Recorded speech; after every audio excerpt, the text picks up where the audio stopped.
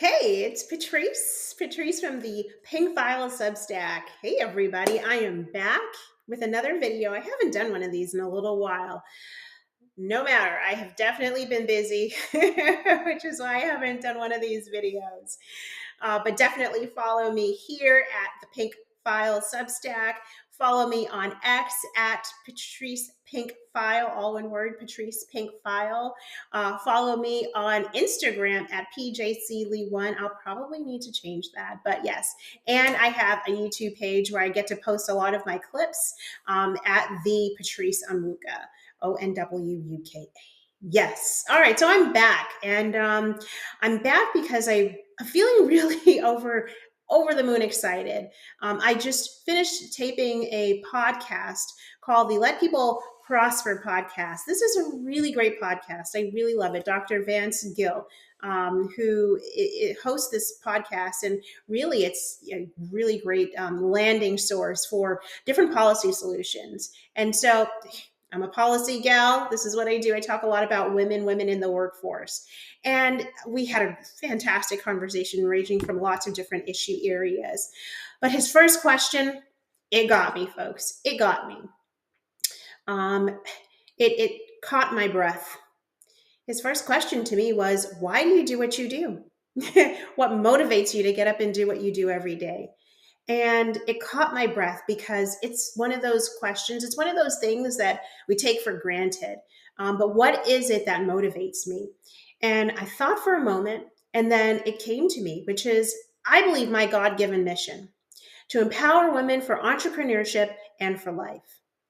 Yes, let me say it again. My mission is to empower women for entrepreneurship and for life. And what does that mean? What does that look like?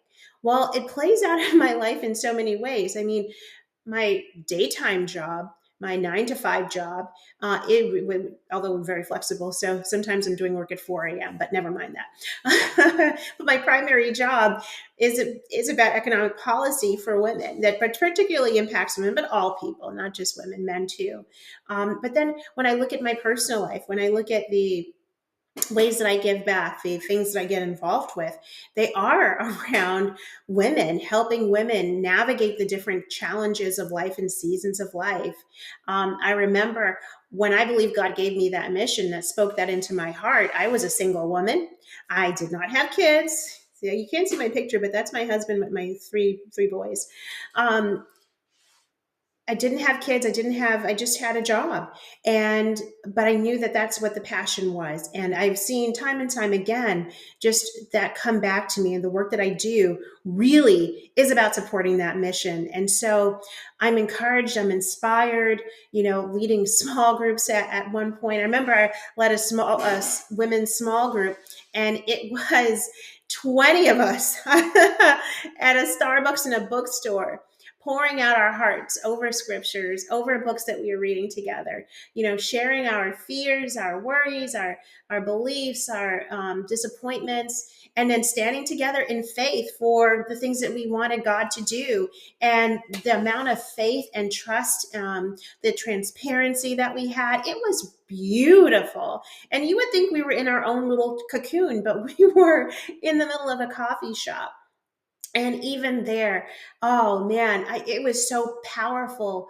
The freedom that so many women got, the ability to take down their mask and just share with each other, share with us what was going on. And we had a pink book where we would write down our praise reports and our prayer requests and go through and check off the things that God had honored, that God had done in our lives. Like that's the preparing women for life piece of it.